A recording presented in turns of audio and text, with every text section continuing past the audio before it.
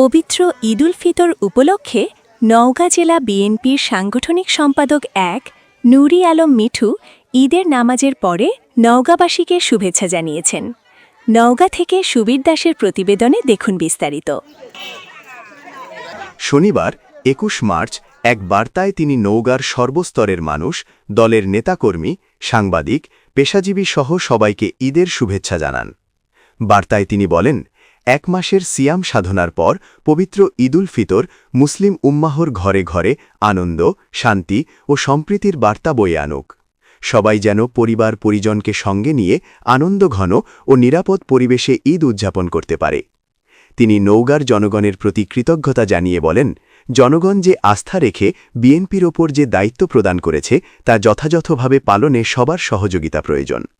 একই সঙ্গে গণতন্ত্রের ধারাবাহিকতায় ভবিষ্যতেও জনগণের সমর্থন অব্যাহত থাকবে বলেও আশাবাদ ব্যক্ত করেন।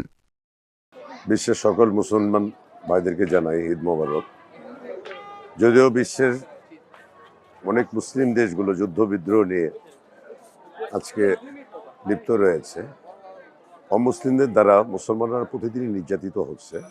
আজকে ঈদের দিন হয়তো এই বিশ্বের অনেক মুসলমান ভাইয়েরা যুদ্ধ নিয়ে, হতাশা নিয়ে এই পৃথিবীতে অবস্থান করছে। এই ঈদের দিনে পৃথিবী সমস্ত মুসলমান ভাইদের উপর যেন আল্লাহ তাআলা শান্তি বর্ষণ করে এবং আমাদের নওগাঁ জেলায় সহ বাংলাদেশের সকল মুসলমান ভাইদের আল্লাহ তাআলা যেন তাদেরকে রহম করে, হেফাজত করে এবং শান্তিময় একটা ঈদ করবার তৌফিক দান করে। এবং আগামী দিন এই সিয়াম সাধনার মাস শেষে আজকে ঈদের দিন, এই ঈদের দিনে বাংলাদেশে সহ বিশ্বের সকল মুসলিম ভাইদেরকে জানাই ঈদ মোবারক।